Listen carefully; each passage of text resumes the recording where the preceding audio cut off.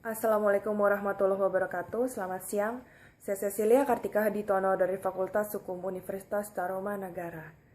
Berikut adalah materi dasar penyuluhan anti korupsi. Contoh berbagai usaha mencegah dan menentang korupsi antara lain melakukan tindakan preventif, melakukan edukasi sedini mungkin terhadap masyarakat, mengembalikan uang negara, melakukan pengawasan yang sangat ketat, mensosialisasikan penyuluhan anti korupsi.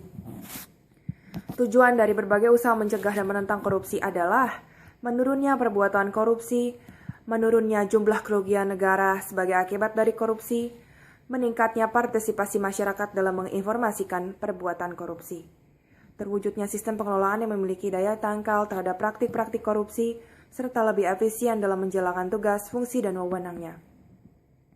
Indikator keberhasilan pemberantasan korupsi adalah menurunnya persentase tindak pidana korupsi, kepercayaan publik terhadap pemerintah semakin kuat, pengembalian uang negara semakin meningkat, dan efektivitas sistem pengawasan pada instansi pemerintah.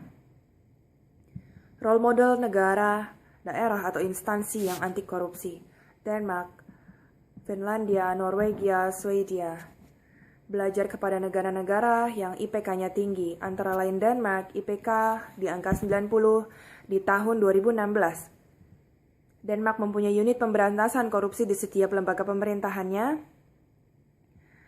Pemerintah Denmark menerapkan keterbukaan politik dengan memodernisasi sektor publik dan manajemen sumber daya publik melalui peningkatan transparansi dan pengambilan kebijakan, mekanisme akuntabel dan anti korupsi, partisipasi warga dan dialog civil society. Kedua, Finlandia, IPK di angka 89 di tahun 2016. Integritas di negara ini benar-benar teraktualisasi, bahkan Perdana Menteri rela mengundurkan diri hanya karena berbohong saat kampanye. Implementasi undang-undang anti korupsi sangat baik. Kasus korupsi di negara ini tidak hanya melibatkan uang negara, bahkan menunda pengumuman penting yang wajib diketahui masyarakat dikategorikan sebagai tindakan korupsi. Finlandia memiliki SDM yang unggul dan kompeten. Sistem pendidikannya pun menjadi kiblat dunia. Referensi role model anti korupsi EICC, Hong Kong Independent Commission Against Corruption, CPIB, Corrupt Practices Investigation Bureau Singapore, NCCC, National Counter-Corruption Commission Thailand, Bianco Madagascar, Biro Independen Anti Korupsi Madagaskar, Anti-Corruption Commission, ACC Zambia, KACA, Kenya Anti-Corruption Authority, Prevention and Combating of Corruption Bureau PCB Tanzania. Berikut adalah dampak korupsi dalam berbagai bidang atau sektor.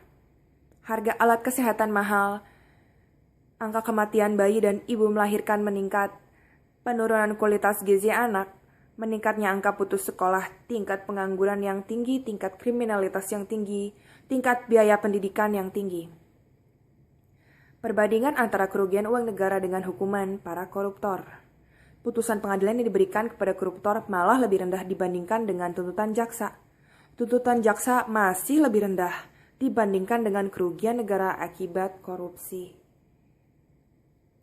Pengertian dan unsur-unsur biaya sosial korupsi, antara lain biaya penegakan hukum, pencegahan korupsi, biaya penahanan dan biaya penjara, biaya pengadilan serta biaya jaksa. Hubungan antara dampak korupsi, biaya sosial korupsi, dan indikator keberhasilan pemberantasan korupsi. Akibat kejahatan koruptor, pelayanan publik tak kunjung membaik, pelayanan kesehatan semakin buruk, biaya pendidikan semakin mahal, masyarakat hidup di bawah garis kemiskinan, meningkatnya pajak. Pengertian korupsi adalah istilah korupsi berasal dari bahasa Latin corrumpere, corruptio, atau corruptus. Dari bahasa Latin tersebut kemudian diadopsi oleh beberapa bangsa di dunia. Beberapa bangsa di dunia memiliki istilah tersendiri mengenai korupsi, antara lain di Indonesia, korup artinya busuk, palsu, suap dari Kamus Besar Bahasa Indonesia 1999. Kemudian korup, kebejatan, ketidakjujuran, tidak bermoral, Penyimpangan dari kesucian The Lexicon Webster Dictionary. Faktor-faktor dan teori penyebab korupsi. Teori korupsi dari Robert Klitgard, CDMA Theory. Teori korupsi dari Jack Boulogne, Gone Theory. Teori korupsi Donald R. Cressey, Fraud Triangle Theory. Teori willingness and opportunity to corrupt, berdasarkan motivasi pelaku dan teori cost and benefit model. Dasar hukum pemberantasan korupsi di Indonesia. Dasar hukum pemberantasan korupsi di Indonesia adalah Undang-Undang Nomor 30 Tahun 2002. Lalu dibentuk lembaga khusus yang menangani korupsi, yaitu Komisi Pemberantasan Korupsi. Dasar hukum tindak pidana korupsi antara lain Undang-Undang Nomor 15 Tahun 2002 tentang tindak pidana pencucian uang, Undang-Undang Nomor 30 Tahun 2002 tentang Komisi Pemberantasan Tindak Pidana Korupsi, Peraturan Pemerintah Nomor 71 Tahun 2000, Undang-Undang Nomor 31 Tahun 1999 tentang Pemberantasan Tindak Pidana Korupsi, Undang-Undang Nomor 20 Tahun 2001 tentang Pemberantasan Tindak Pidana Korupsi, Undang-Undang Nomor 28 Tahun 1999 tentang Penyelenggaraan Negara yang Bersih dan Bebas KKN, Ketetapan MPR Nomor 10/MPR 1998 tentang Penyelenggaraan Negara yang Bersih dan Bebas KKN.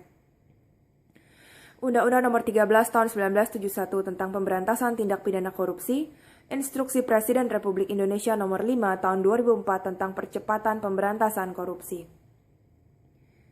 30 delik tindak pidana korupsi yang dirumuskan dalam Undang-Undang Nomor 31 Tahun 1999 Jungto Undang-Undang Nomor 20 Tahun 2001. Ke-30 bentuk jenis tindak pidana korupsi tersebut dikelompokkan menjadi 7 kelompok, yaitu kerugian uang negara, suap menyuap, penggelapan dalam jabatan, pemerasan, perbuatan curang, benturan kepentingan dalam pengadaan, dan gratifikasi. Perbedaan antara gratifikasi, suap, dan uang pelicin. Kelompok jenis pemberian, gratifikasi, suap, dan uang pelicin, pemerasan. Strategi dan rencana aksi pemberantasan korupsi adalah represif, perbaikan sistem, edukasi, dan kampanye terhadap publik. Dan rencana aksi pemberantasan korupsi antara lain spesifik, measurable, attainable, relevant, timely.